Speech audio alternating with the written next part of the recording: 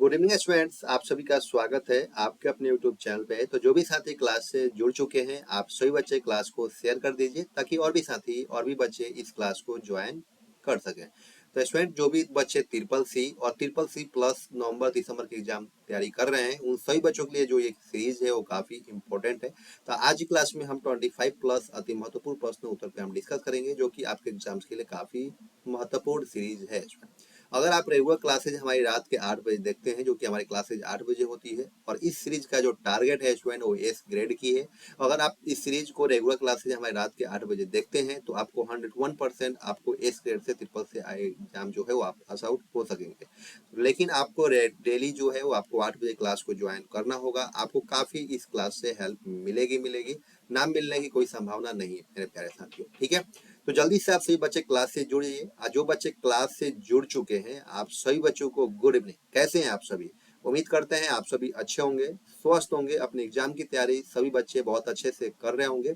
अगर आपको किसी भी तरीके का डाउट आता है तो आप हमसे कांटेक्ट कीजिए, जो कि इस नंबर पे आप हमें कांटेक्ट कर सकते हैं, जो कि आपको सहायता किया जाएगा, ठीक है मेरे प्यारे साथियों। तो जल्दी से आप सभी बच्चों को क्लास से जुड़ना है। जो बच्चे क्लास में पहली बार आए हैं, आप सभी बच्चे प्रीवियस क्लास अगर आपने नहीं देखा है तो प्रीवियस क्लास को जरूर देख लीजिएगा।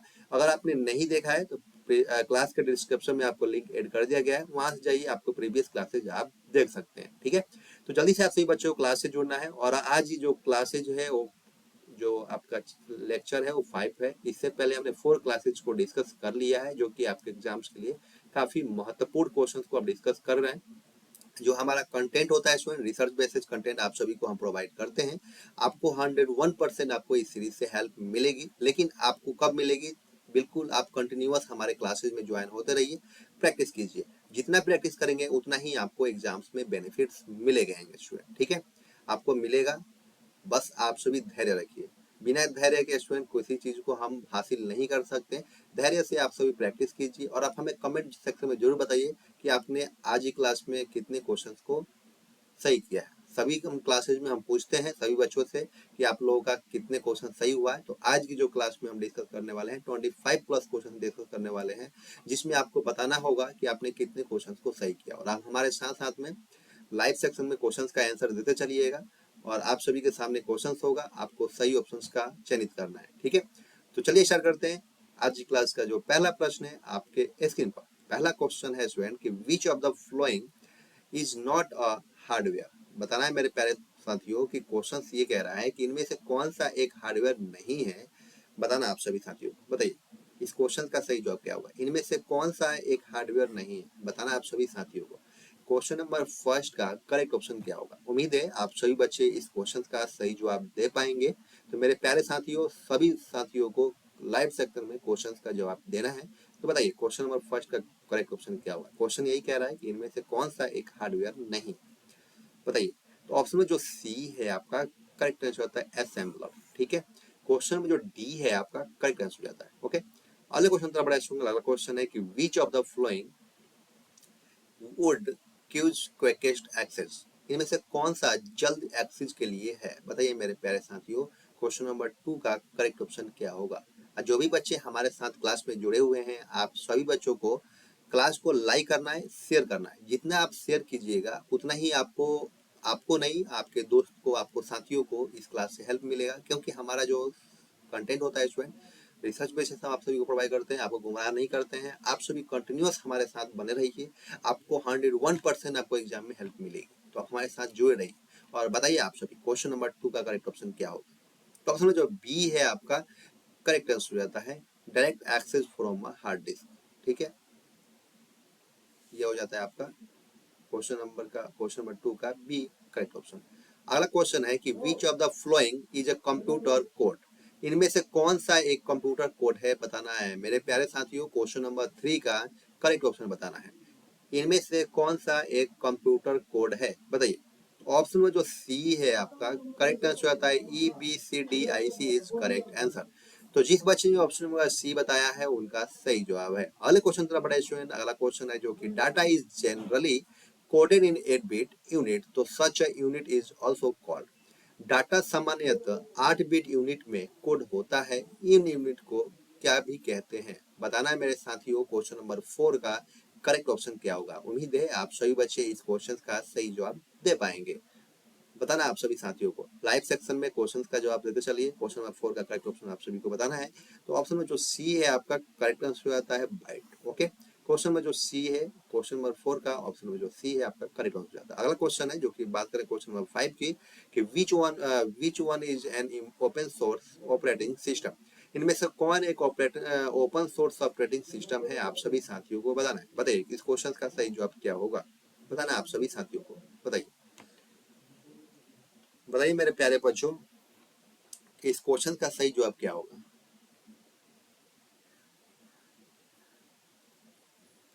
क्वेश्चन नंबर 5 का करेक्ट ऑप्शन बताना आप सभी को। तो ऑप्शन जो बी है आपका करेक्ट आंसर होता है लाइनस। तो जिस बच्चे को ऑप्शन नंबर बी बताया है उनका सही जवाब है। ठीक है, अगले क्वेश्चन की तरफ बढ़े स्टूडेंट। अगला क्वेश्चन जो है आपका क्वेश्चन नंबर जो 6 है कि multiple choice examination answer sheet can be evaluated by. बहुविकल्पीय परीक्षा के आंसर शीट का मूल्यांकन किसके द्वारा किया जाता है। बताना है मेरे प्यारे साथियों को इस क्वेश्चन का सही जवाब क्या होगा। बताइए क्वेश्चन है कि बहुविकल्पीय परीक्षा के आंसर शीट का मूल्यांकन किसके द्वारा किया जाता है, आप सभी साथियों को बताना है। बताइए क्वेश्चन नंबर 6 का करेक्ट ऑप्शन क्या होगा। तो ऑप्शन में जो बी है आपका करेक्ट आंसर आता है OMR मशीन होती है स्टूडेंट, जिसको आप ऑब्जेक्टिव क्वेश्चंस का जो आंसर शीट होता है उससे OMR मशीन के द्वारा चेक किया जाता है। ओके, अगला क्वेश्चन की बात करें। अगला क्वेश्चन है जो कि आप program that converts a high level language program to a set of machine instructions that can run on a computer is called। Program जो हाई लेवल लैंग्वेज प्रोग्राम को मशीन इंस्ट्रक्शन सेट में परिवर्तित करता है वो क्या कहलाता है, आप सभी साथियों को बताना है। बताइए मेरे प्यारे साथियों क्वेश्चन नंबर 7 का करेक्ट ऑप्शन क्या होगा। बताइए क्वेश्चन नंबर 7 का करेक्ट ऑप्शन क्या होगा। बताइए तो ऑप्शन में जो ए है आपका करेक्ट आंसर आता है compiler. Compiler is correct answer. अगला क्वेश्चन है कि to create a large size drawing architects and engineering often use a device called. बड़े साइज के ड्राइंग बनाने के लिए आर्टिफिशियल और इंजीनियर्स ज्यादातर किस डिवाइस का प्रयोग करते हैं, आप सभी साथियों को बताना है। बताइए क्वेश्चन नंबर 8 का करेक्ट ऑप्शन क्या होगा। उम्मीद है आप सभी बच्चे इस क्वेश्चन का सही जवाब दे पाएंगे। तो जल्दी जल्दी आप सभी लाइव सेक्शन में क्वेश्चन का जवाब देते चलिए। आप सभी के लिए मैं नेक्स्ट क्वेश्चन लेके आता रहूंगा। जल्दी बताइए क्वेश्चन नंबर 8 का करेक्ट ऑप्शन क्या होगा। तो ऑप्शन जो सी है आपका करेक्ट आंसर आता है प्लॉटर इज करेक्ट आंसर। अगला क्वेश्चन का बड़ा अगला क्वेश्चन है जो कि laser printer resolution is specified in terms of. Laser printer के रेजुलेशन द्वारा मापा जाता है, किसके द्वारा मापा जाता है, आप सभी साथियों को बताना है। बताइए तो ऑप्शन में जो बी है आपका करेक्ट आंसर होता है DPI के द्वारा मापा जाता है। ओके मेरे स्टूडेंट, अगला क्वेश्चन है कि which of the following is not an input device. इनमें से कौन सा एक इनपुट डिवाइस नहीं है, आप सभी साथियों को बताना है। क्वेश्चन नंबर 10 का करेक्ट ऑप्शन क्या हो जाएगा। तो ऑप्शन में जो सी है आपका करेक्ट आंसर होता है प्रिंटर। अगला क्वेश्चन की तरफ अगला क्वेश्चन है जो कि dot matrix printer is an example of impact printer. Data impact printer का एक उदाहरण है। बताना आप सभी को कि dot matrix printer impact printer का एक उदाहरण है क्या।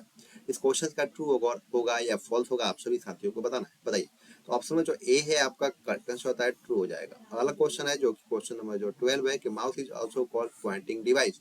माउस को पॉइंटिंग डिवाइस भी कहते हैं क्या, बिल्कुल कहते हैं स्टूडेंट। ये हो जाएगा आपका करेक्ट आंसर ट्रू। अगला क्वेश्चन की तरफ बढ़ाए। अगला क्वेश्चन है कि to be a computer literate you must be able to write computer program. Computer साक्षर होने के लिए आपको कंप्यूटर प्रोग्राम लिखना आना चाहिए क्या। बताइए मेरे प्यारे साथियों की इस क्वेश्चन का सही जवाब क्या होगा। बिल्कुल नहीं आना चाहिए, तो आपका हो जाएगा ऑप्शन में जो बी है आपका करेक्ट आंसर हो जाएगा फॉल्स। ओके, अगला क्वेश्चन है कि you can be a computer illiterate even through you are not a programmer. आप कंप्यूटर साक्षर हो सकते हैं यदि आप एक प्रोग्रामर नहीं है। तो ऑप्शन में जो ए है आपका करेक्ट आंसर आता है ट्रू। अगला क्वेश्चन है 15 the transmission of data from a micro computer to a main frame computer is called uploading. एक माइक्रो कंप्यूटर से मेन फ्रेम कंप्यूटर में डाटा का हस्तांतरण अपलोडिंग कहलाता है, आप सभी साथियों को बताना है। एक जो क्वेश्चन है कि एक माइक्रो कंप्यूटर से मेन फ्रेम कंप्यूटर में डाटा का हस्तांतरण अपलोडिंग कहलाता है क्या, आप सभी साथियों को बताना है। बताइए तो ऑप्शन में जो ए है आपका करेक्ट आंसर होता है ट्रू, बिल्कुल कहलाता है स्टूडेंट। तो ये जो आपका सही जवाब है जिस बच्चे ने जो ऑप्शन बोला ये बताया है। अगला क्वेश्चन है कि the efficiency of computer provides management with tighter control over a business. Computer के साथ दक्षता प्रबंधन को एक व्यवसाय पर सख्त नियंत्रण प्रदान करती है। बताना आप सभी को क्वेश्चन नंबर 16 का ट्रू होगा या फॉल्स होगा, बताना आप सभी साथियों को। तो ऑप्शन जो ए है आपका करेक्ट आंसर आता है ट्रू। ठीक है, अगला क्वेश्चन है कि instructions given in a program do not divine any instructions of the computer. किसी प्रोग्राम में दिए गए निर्देश कंप्यूटर के किसी भी प्रक्रिया को परिभाषित नहीं करते हैं क्या। मेरे प्यारे साथियों, क्वेश्चन नंबर जो 17 है आपका सही जवाब बताना है, ट्रू होगा या फॉल्स होगा, बताइए। किसी प्रोग्राम में दिए गए निर्देश कंप्यूटर की किसी प्रक्रिया को परिभाषित नहीं करते हैं क्या, बताना आप सभी साथियों को। तो ये हो जाएगा आपका फॉल्स हो जाएगा। ओके, अगला क्वेश्चन है, क्वेश्चन नंबर जो 18 है कि computer can not help in decision making process. Computer निर्णय लेने की प्रक्रिया में मदद नहीं कर सकता है क्या, बताइए आप सभी साथियों। क्वेश्चन नंबर जो 18 है आपका करेक्ट ऑप्शन क्या होगा, बताइए। तो ऑप्शन जो बी है आपका करेक्ट आंसर होता है फॉल्स। जिस बच्चे ने अगर फॉल्स बता दिया है उनका सही जवाब है। अगला क्वेश्चन तरफ बढ़े, अगला क्वेश्चन है कि कंप्यूटर सॉफ्टवेयर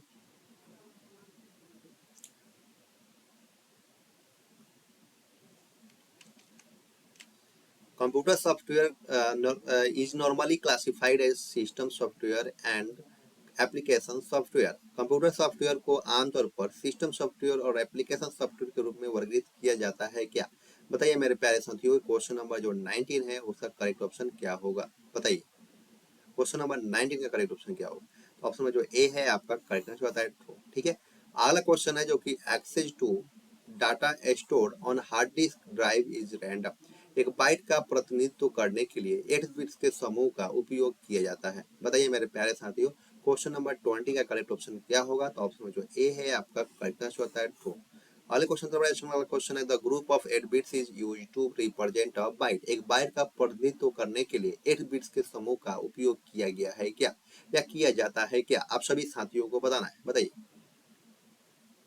तो ऑप्शन जो ए है आपका करेक्ट आंसर आता है ट्रू। तो जिस बच्चे ने ट्रू बता दिया है उनका सही जवाब है। अगला क्वेश्चन है कि N assembly language is a third generation high level language.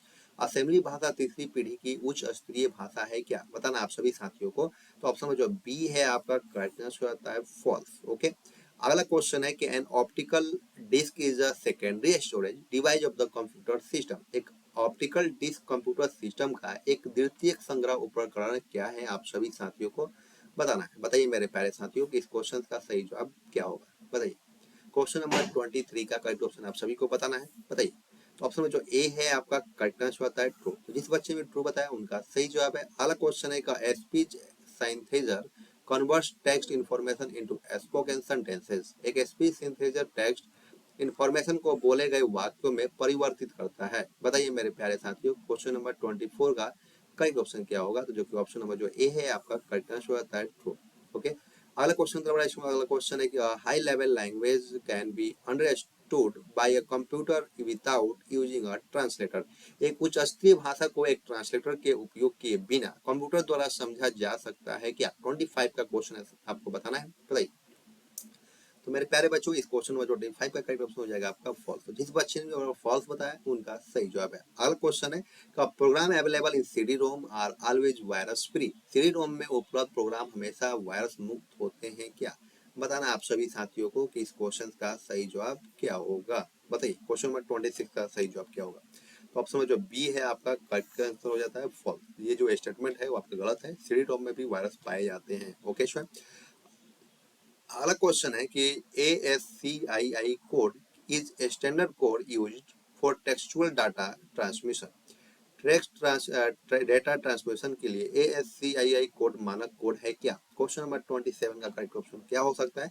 तो ऑप्शन में जो ए है आपका करेक्ट आंसर आता है ट्रू। तो जिस बच्चे ने ट्रू बताया उनका सही जवाब है। अगला क्वेश्चन है कि MS window is an open source system software. MS Windows एक ओपन सोर्स सिस्टम सॉफ्टवेयर है क्या, बताना आप सभी को। क्वेश्चन नंबर जो 28 है वो करेक्ट ऑप्शन है, बताना आप सभी का। क्वेश्चन नंबर 28 का करेक्ट ऑप्शन क्या हो सकता है, बताइए मेरे प्यारे साथियों। तो ये जो आपका MS विंडोज है स्टूडेंट जो कि आपका फ्री ऑफ कॉस्ट नहीं मिलता है, इसलिए जो स्टेटमेंट है वो गलत है, ये हो जाएगा आपका फॉल्स। ओके, अगले क्वेश्चन तरफ बढ़ते हैं। अगला क्वेश्चन है जो कि the resolution of A printer is measured by UPI DPI. ठीक है, एक प्रिंटर का रेजोल्यूशन डीपीआई द्वारा मापा जाता है क्या, मेरे प्यारे साथियों। क्वेश्चन नंबर 29 का सही जवाब आप सभी को बताना है। तो बिल्कुल डीपीआई के द्वारा मापा जाता है, तो ये हो जाएगा आपका राइट आंसर ट्रू। अगला क्वेश्चन है कि an operating system is not a system software. एक ऑपरेटिंग सिस्टम एक सिस्टम सॉफ्टवेयर नहीं है क्या? आप सभी साथियों को बताना है। क्वेश्चन नंबर 30 का सही जवाब क्या होगा?